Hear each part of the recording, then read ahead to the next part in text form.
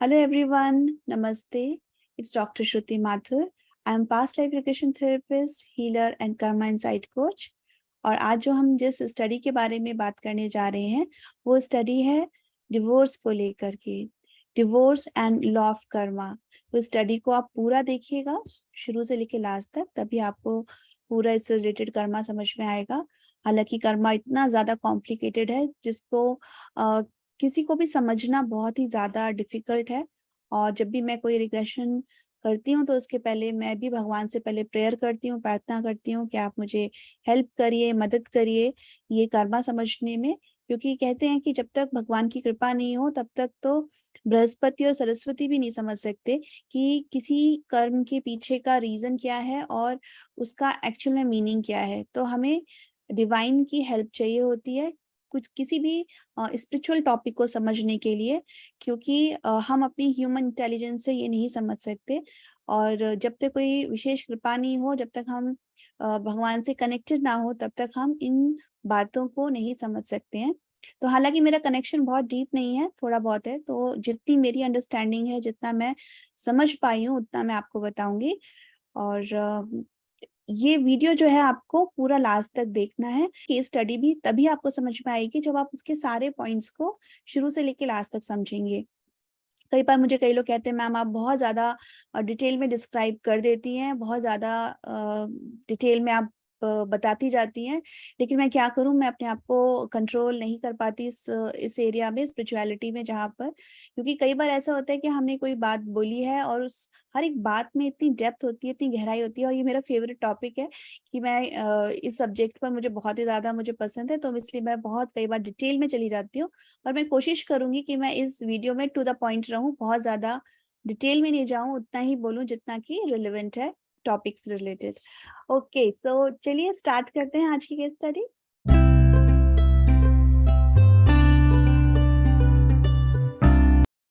तो ये जो सेशन लिया था जिन्होंने, वो मेरी यूट्यूब सब्सक्राइबर हैं। तो इन्होंने जो है सेशन लिया था क्योंकि इनकी जो बेटी है उसका डिवोर्स हो गया था। तो देखिए फ्रेंड्स, डिवोर्स जो होता है बहुत ही एक ऐसी सिचुएशन होती है जो इमोशनली आई थिंक सभी लोग डिस्टर्ब हो जाते हैं डिवोर्स को लेकर के।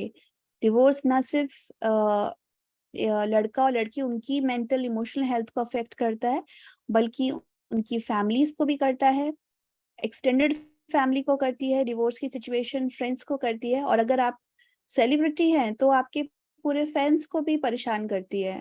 ठीक है, तो जैसे आपने देखा होगा कि जब ऋतिक रोशन और सुजैन का डिवोर्स हुआ था तो उनको कितना इफेक्ट हुआ होगा वो तो पता नहीं, लेकिन उनके फैंस को भी कितना ज्यादा उस चीज को लेकर के लोग लिटरली डिप्रेस हो रहे थे उनका डिवोर्स के बारे में जान करके। तो डिवोर्स एक ऐसी सिचुएशन है जो किसी को भी डिप्रेशन में लाकर रख देगी। और जब अपनी ही बेटी का डिवोर्स हो रहा हो तो किसी भी माँ को तो कैसा ही फील होगा, क्योंकि शादी एक ऐसी चीज होती है जिसमें सबके ही सपने जुड़े हुए होते हैं, और जब भी कोई शादी टूटती है तो वो सभी के लिए बहुत पेनफुल सिचुएशन रहती है। तो उनकी बेटी का दुख देख करके वो बहुत ज्यादा दुखी थी, और वो उसको बोल रही थी कि तू रिग्रेशन ले ले, शायद तुझे कुछ पता चले, तुझे कुछ इंसाइट मिले। लेकिन बेटी उस वक्त उस कंडीशन में नहीं थी कि वो सेशन ले या अपने आप को हील करे, क्योंकि इतनी बड़ी एक शॉकिंग सिचुएशन होती है। अगर हम एक वुमेन के बारे में बात करें तो अगर एक वुमेन किसी एक ऐसी फेज से होकर गुजर रही है जहाँ इनफिडेलिटी होती है, चीटिंग होती है या फिर डिवोर्स होता है, तो वो सिचुएशन उसको मेंटली बहुत ही ज्यादा डिप्रेशन में लेकर आ जाती है। और उसके पीछे का रीजन क्या है, रीजन मैं किसी और वीडियो बताऊंगी, अदरवाइज ये फिर बहुत ज्यादा डिटेल में हो जाएगा। ठीक है, तो कहने का मतलब है कि आ, वो जो थी वो इतनी ज्यादा परेशान थी, इतनी ज्यादा उसको वो डिप्रेशन में थी कि जब उन्होंने कहा कि तो एक सेशन ले ले या कोई हीलिंग प्रोग्राम ज्वाइन कर ले मैम के अंडर, तो उसने तो वो इंटरेस्टेड नहीं थी।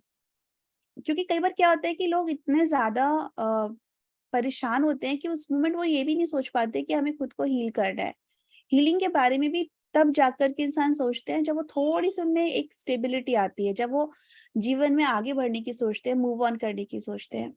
तो इन्होंने मुझे बोला कि इन्होंने मुझे कॉल किया और बोला कि ऐसे ऐसे हो गया है मेरी बेटी के साथ, तो क्या मैं अपनी सेशन में बेटी की पास्ट लाइफ देख सकती हूँ कि उसने क्या किया था, क्या मैं उसके बिहाफ पे ये सेशन ले सकती हूँ?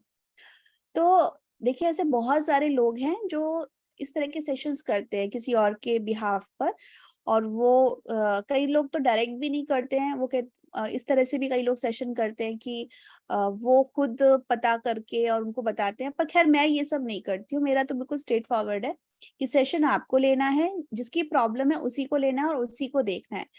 तो मैंने कहा कि ये तो इस तरह के सेशंस तो मैं तो बिल्कुल भी नहीं करती हूँ, जहाँ पे आप किसी और के बिहाफ पे देखें कि उसने ऐसे क्या कर्मा किया है कि जिसकी वजह से उसके लाइफ में ये हो रहा है। मैंने उनको सिंपली एक जो सिचुएशन पूछी कि उसकी लाइफ में जो कुछ भी हो रहा है, उससे आप कितनी परेशान हैं? तो उन्होंने कहा, मैं तो बहुत ही ज़्यादा परेशान हूँ। तो मैंने कहा, क्योंकि आप परेशान हैं तो आप देख सकती हैं कि आपने अपनी पास्ट लाइफ में ऐसा क्या करा था, जिसकी वजह से ये सिचुएशन आई जहाँ आपकी बेटी का डिवोर्स हुआ है और उसकी वजह से आपको दुःख हो रहा है। तो हम हमेशा अपने कर्मों के लिए रिस्पॉन्सिबल हैं कि हमने ऐसे क्या किया था। अगर आपके किसी पर्सन को दुःख हो रहा है, तो कहीं न कहीं आप बहुत दुखी हैं उसको देख कर के। अगर आपको कुछ भी, आप न्यूट्रल हैं, आप बहुत स्टेबल हैं, आप सिचुएशन को हैंडल कर रहे हैं, ठीक है? तो वो एक काफ़ी हील्ड सिचुएशन होती है, ठीक है? कोई पर्सन बड़ी हील्ड स्टेट में है कि सामने ये देखते हुए भी कि इतनी बॉइलिंग सिचुएशन है, सब कुछ गड़बड़ चल रहा है, सब कुछ अप एंड डाउन हो रहा है, लेकिन फिर भी इंसान उस सिचुएशन में खुद को सँभाले हुए है, स्टेबल है, हैंडल कर रहा है, तो ये एक हील्ड स्टेज होती है।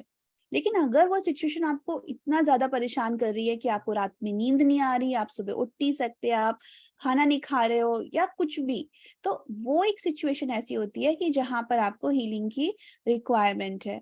तो मैंने कहा, आप कितनी परेशान हैं? तो उन्होंने कहा कि अगर देखा जाए पूरे घर में अगर कोई परेशान है तो शायद मैं ही सबसे ज़्यादा परेशान हूँ, और मैं ही हूँ जो सबसे ज़्यादा क्वेश्चंस के आंसर्स ढूँढ रही हूँ।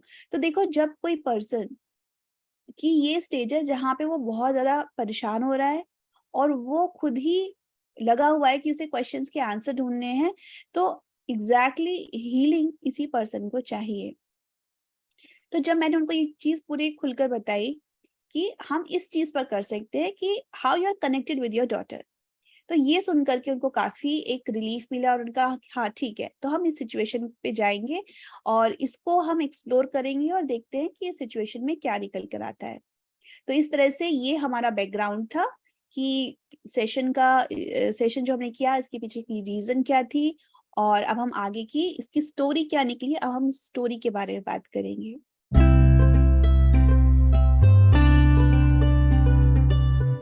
इन्होंने देखा कि जो स्टार्टिंग का जो सीन था उसमें उन्होंने अपने आप को एकदम पुराने ज़माने में देखा, और एकदम यंग लड़की और जिसने साड़ी पहन रखी है, सर पे घूंघट ले रखा है और बहुत उसके बहुत एवरेज लुक है, ठीक है? ऐसा लुक नहीं है जो बहुत अट्रैक्टिव, बहुत एवरेज लुक है, और वो बैठी हुई है और वो रो रही थी।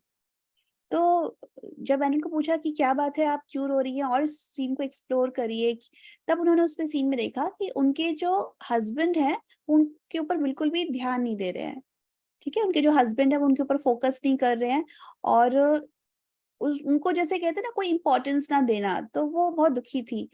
अ, जैसे बिल्कुल ना बातचीत हो, ना इंटीमेसी तो बहुत दूर की बात है।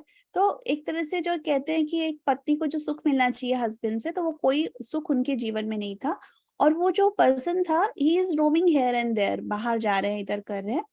तो वो बहुत ज़्यादा दुखी रहती थी।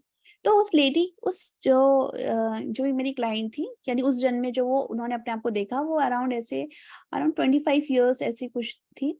तो उनकी जो सास थी उस जीवन में, उनकी जो मदर इन लॉ थी, तो मदर इन लॉ अपने बेटे को बहुत ज़्यादा इस चीज़ के लिए डाँटती थी कि तू क्यों उसके साथ टाइम स्पेंड नहीं करता, तू क्यों उसको समय नहीं देता। क्योंकि ये जो बहू है वो उन्होंने अपने मन से वो चूज़ करके लेकर आई थी, उस बहू को, और कहीं न कहीं अगर हम देखेंगे कि वो काफ़ी हील्ड एक वुमन थी, क्योंकि अ, मैंने इतने सारी जो रोज़ मैं बातें सुनती हूँ, जो मैं केस स्टडीज़ देखती हूँ, इतने सारे जो कंसल्टेशंस वगैरह मैं करती हूँ, तो बहुत रेयर ऐसे होता है जब मेरे पास इस तरह के केसेज़ आते हैं, या मुझे ये सुनने को मिलता है कि किसी की मदर इन लॉ बहुत ज़्यादा सपोर्टिव और लविंग है। अदरवाइज मोस्टली अगर हम देखें तो मोस्टली मेरे पास इसी तरह की केस स्टडीज आती हैं कि जहाँ पे कई लोग तो सिर्फ इसलिए सेशंस लेते हैं क्योंकि they have a trauma, lot of trauma from mother in law.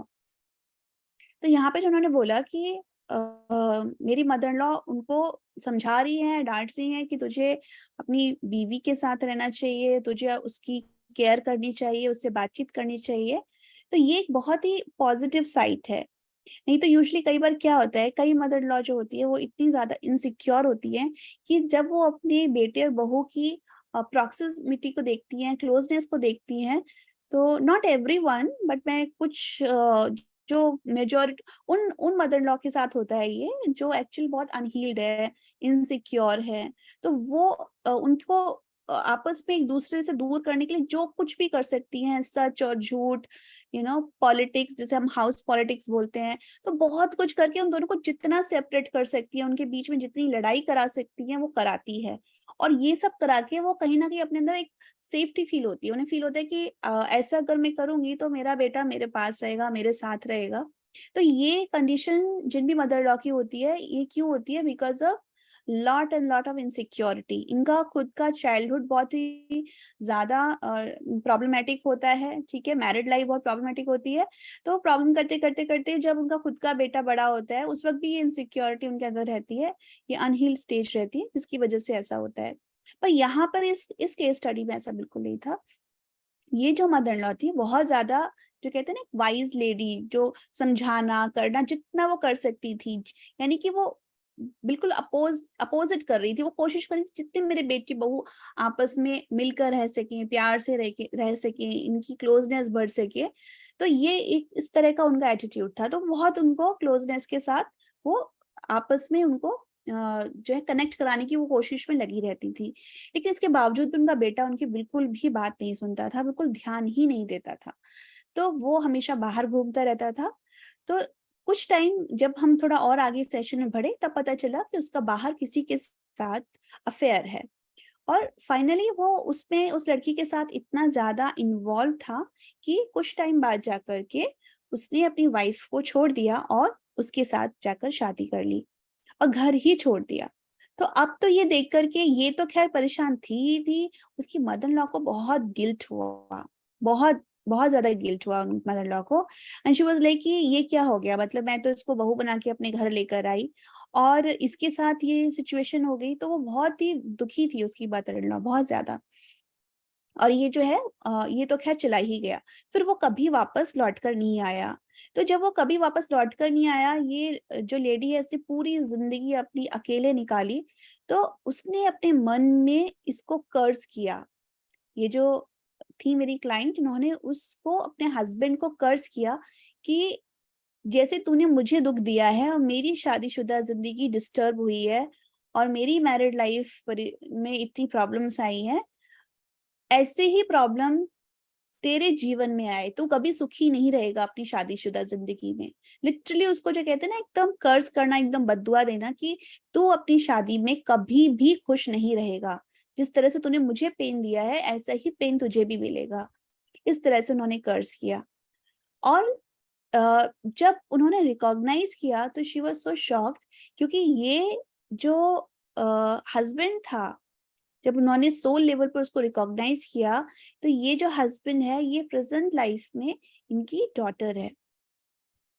सोचिए, ये जो हस्बैंड है प्रेजेंट लाइफ में इनकी डॉटर है। और ये और आप ये देखिए कि वो जो कर्ज उस जीवन में किया था। कई बार क्या होता है, देखिए, लॉ ऑफ अट्रैक्शन जो होता है ना, लॉ ऑफ अट्रैक्शन में क्या होता है कि जो भी हमारे इमोशंस होते हैं, हम जैसा भी महसूस करते हैं हम उसे मैनिफेस्ट करते हैं। लेकिन जो भी हम फील कर रहे हैं, कई बार वो इमीडिएट नहीं लगता। वो तब लगता है जब आप उसको रिपीटेशन के साथ, और जो भी आप बोल रहे हैं, अगर उसके अंदर एक बहुत स्ट्रॉन्ग इमोशन अटैच है, तो वो 100% मैनिफेस्ट होगा। आज नहीं होगा, किसी और लाइफ में होगा।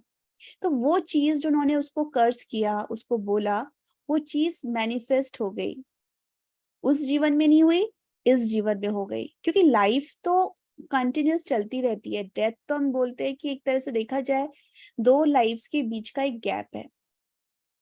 तो उन्होंने जो उसको बोला, आज उनकी उस प्रेजेंट लाइफ में वो चीज मैनिफेस्ट हो गई। और देखिए कहीं ना कहीं उनकी एक इच्छा थी, क्या इच्छा थी उनकी, कि मेरा हस्बैंड मेरे साथ ही रहता।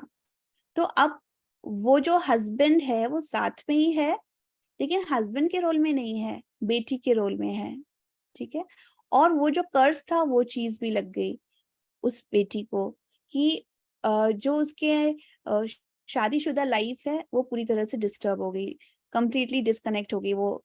और जब उन्होंने रिकॉग्नाइज किया कि प्रेजेंट लाइफ में जिसके साथ उसकी शादी टूटी है, जिस लड़के के साथ, वो उस प्रीवियस लाइफ टाइम में वो वही लड़की थी जिसके लिए उन्होंने अपनी वाइफ को छोड़ा था। तो मैं एक चीज दिमाग में बस मेरे ख्याल आया कि ऐसा भी तो हो सकता था कि भाई वो हस्बैंड बनकर ही आ जाता पास्ट लाइफ का, बेटी बनकर के क्यों आया है ना। हस्बैंड बनकर आकर के भी तो वो हैप्पीनेस मिल सकती थी। लेकिन बात क्या होती है कि अगर हमारा किसी के भी साथ कोई नेगेटिव कॉर्ड है, किसी के साथ हम कनेक्टेड हैं, किसी भी पर्सन के साथ, नेगेटिविटी के साथ, नेगेटिव इमोशन के साथ, और अगर हमने उसको रिजॉल्व नहीं करा है, तो उसकी वजह से क्या होता है कि नेक्स्ट लाइफ में वो पर्सन, वो स्टोरी वहीं से शुरू होती है, चाहे वो कोई भी रिलेशनशिप के साथ हो। और सोल लेवल पर तो मैंने देखा है कि बिल्कुल मैटर ही नहीं करता, मतलब हम दो सोल हर तरह के रिलेशनशिप में आते हैं, वन टू ऑल एवरीथिंग। तो रिलेशनशिप तो चेंज होती जाती है, लेकिन सिर्फ एक चीज नहीं बदलती, और वो है लाइफ लेसन। यानी उस रिलेशनशिप के साथ आपका क्या लाइफ लेसन कनेक्टेड है। आपका लाइफ लेसन जब तक आप सीख नहीं लेते, तब तक आपकी वो चीज रिपीट होती रहती है, वो कंटिन्यूएशन में आती है। तो यहाँ पर इस वुमेन की जो डिजायर थी, डिजायर तो ये थी कि भाई हस्बैंड है साथ में रहे, लेकिन उसके अंदर एक और डिजायर थी कि मेरी हैप्पी मैरिड लाइफ हो। तो यहाँ पर हैप्पी मैरिड लाइफ की जो डिजायर है वो उस सोल के साथ पूरी नहीं हो सकती जिसके लिए आपके मन में हेट्रेड है, जिसके लिए आपके मन में रिवेंजफुल फीलिंग है। अगर किसी के लिए भी अपने हस्बैंड के लिए हेट्रेड है, रिवेंज फुल फीलिंग्स है, तो उसके साथ तो हैप्पी मैरिड लाइफ कभी हो ही नहीं सकती।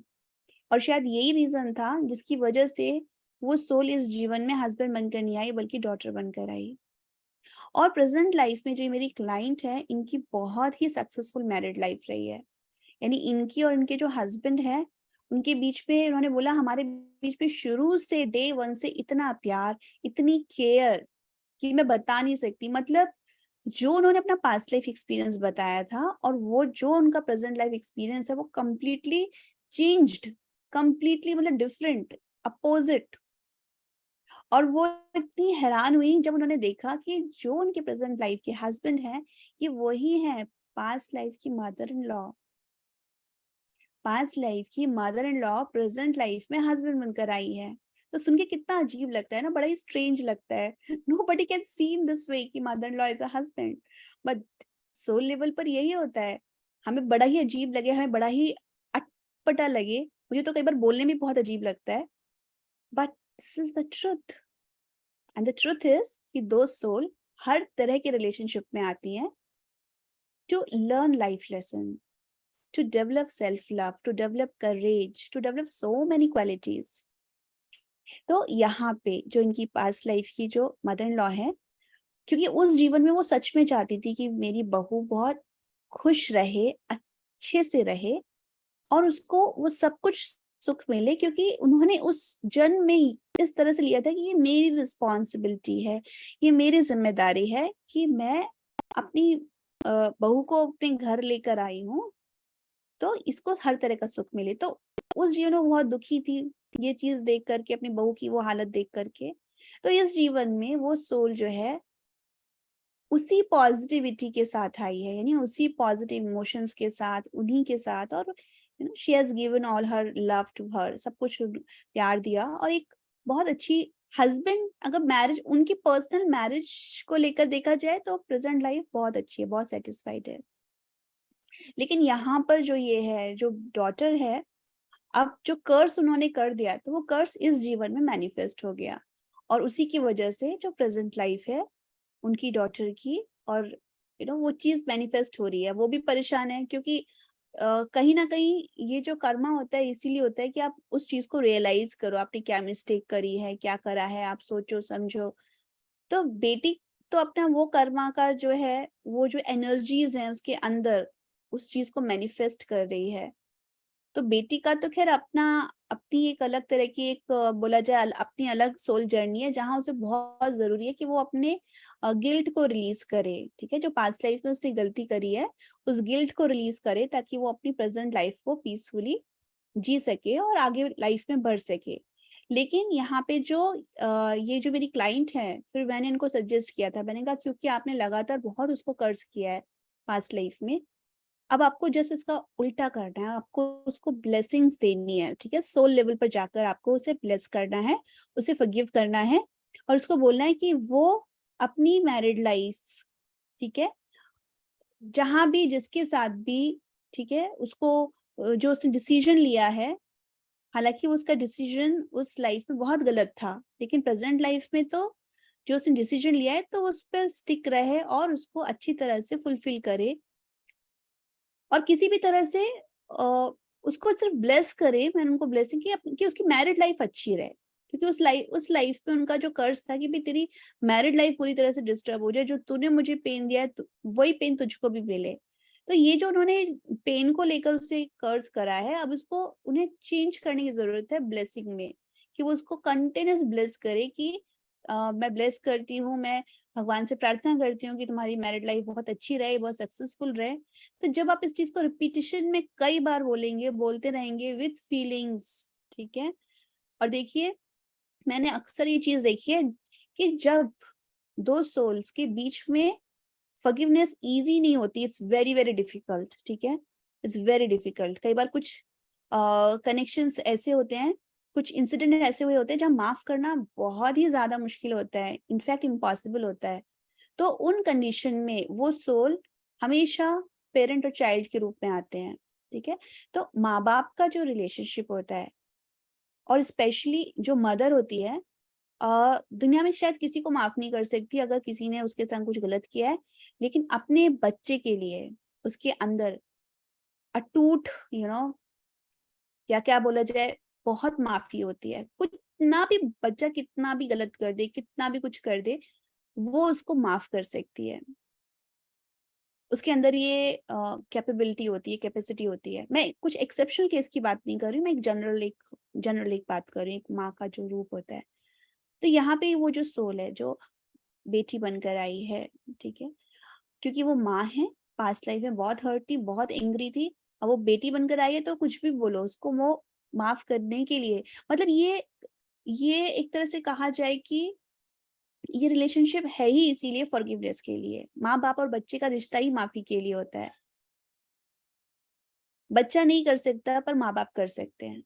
ठीक है, तो ये उनको इस जीवन में करना है, और शायद इसी के लिए ही ऐसा कुछ, क्या बोला जाए, ऐसी सर्कमस्टेंसेस आई जहां उन्होंने ये सेशन लिया, इस बात को डेप्थ में समझाइए। उनका लाइफ पर्पस है अपनी बेटी को फॉरगिव करना, अपनी बेटी के लिए ब्लेसिंग्स क्रिएट करना। कई लोग एक बात समझते नहीं है कि वो किसी पर्सन के साथ उसके माँ बाप बनकर इसीलिए ही आए हैं क्योंकि उनको उसे माफ करना है, उसकी गलतियों को माफ करना है, उसको ब्लेसिंग्स देनी है। लेकिन अनफॉर्चुनेटली क्या होता है कि आज के टाइम में जितने भी पेरेंट्स हैं, और अगर वो एक डिफिकल्ट रिलेशनशिप में है अपने बच्चे के साथ, तो वो ज्यादातर, ऑब्वियसली अपने बच्चे को कर्ज तो कोई नहीं करेगा, ठीक है, अपने बच्चे को कर्ज तो कोई नहीं करता, लेकिन वो हर वक्त उसकी चिंता करते रहते हैं।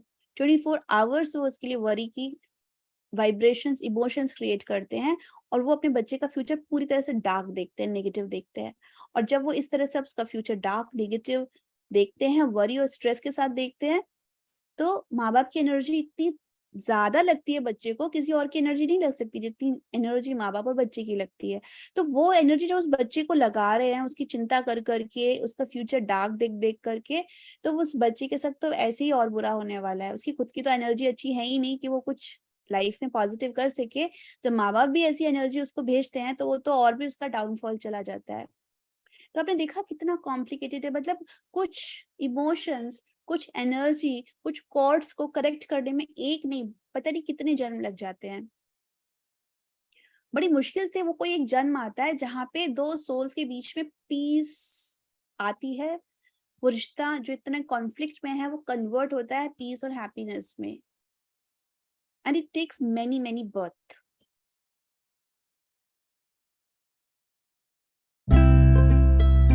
So finally, what is the life lesson from this case study?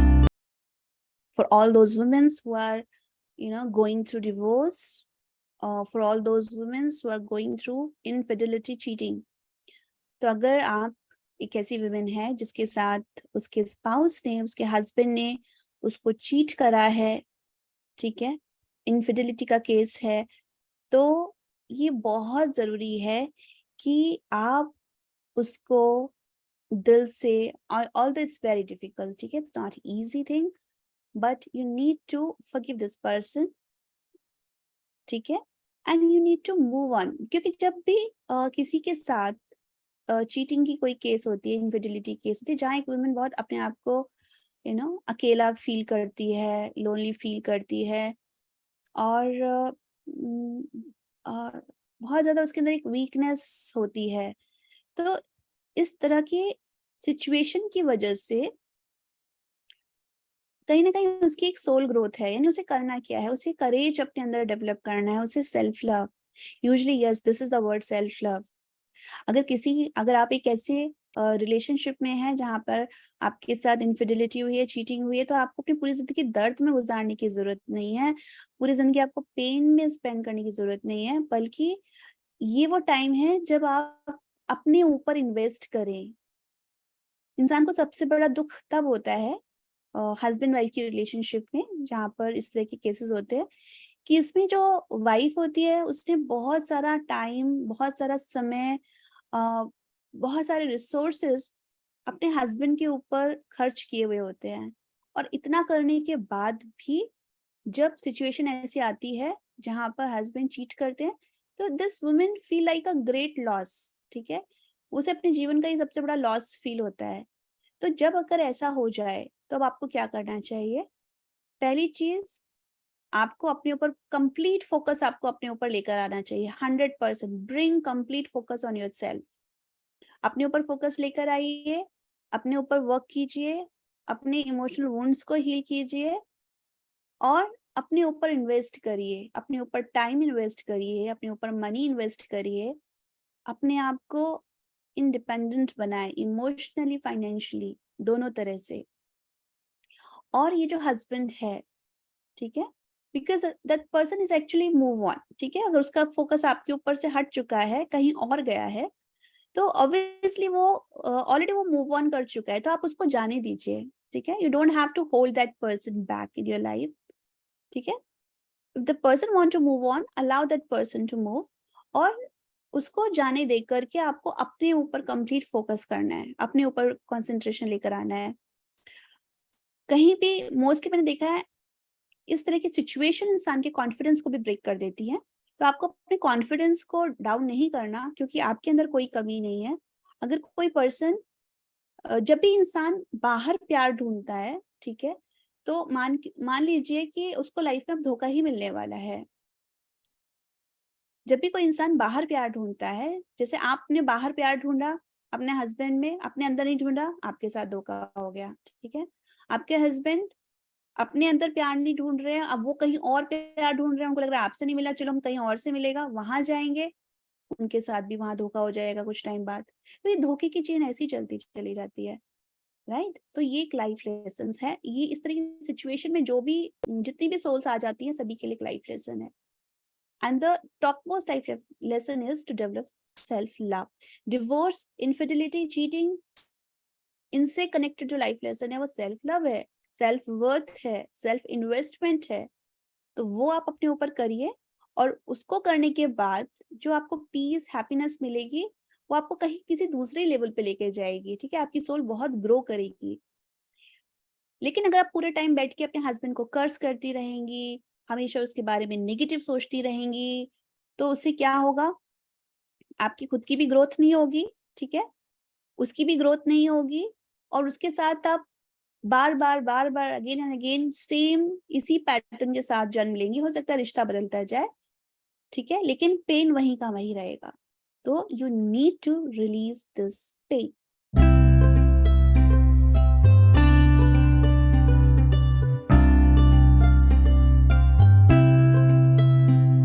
और आप लोग मुझे कमेंट बॉक्स में ज़रूर लिखिएगा आज की केस स्टडी आपको कैसी लगी, आज का लाइफ लेसन आपको कैसे लगा और कितना ये आपके लिए आई ओपनर था। So thank you so much everyone. Take care. Bye bye. Namaste.